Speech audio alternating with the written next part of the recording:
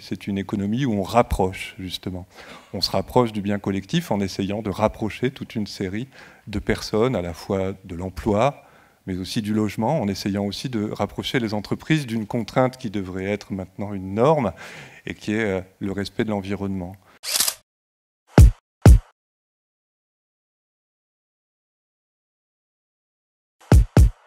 Cette soirée illustre bien le pouvoir qu'ont les épargnants de transformer la société.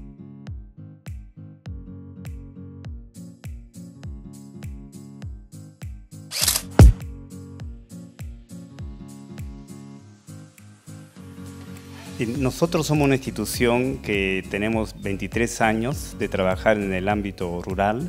Solamente vamos donde no hay instituciones alternativas, formales.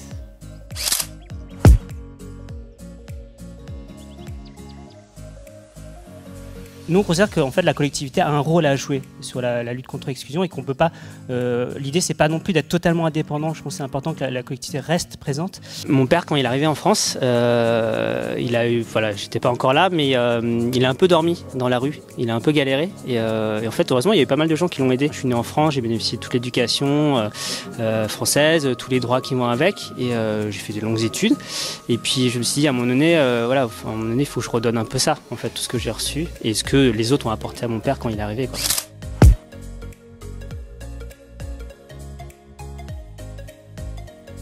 Le citoyen peut se réapproprier l'énergie, on peut fixer de la valeur ajoutée sur le territoire.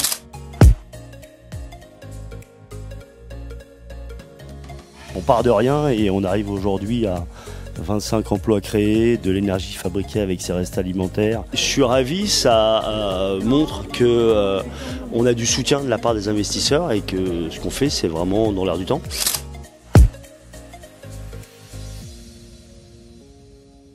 Parfois, quand on pense solitude ou isolement, on pense aux gens qui sont en grande précarité économique ou bien très âgés. Or, la solitude, ça peut concerner tout le monde. C'est toujours rassurant de se dire, voilà, il y en a qui croient en notre projet, qui croient en sa solidité économique et à son impact social. Donc voilà, on a besoin de ces encouragements.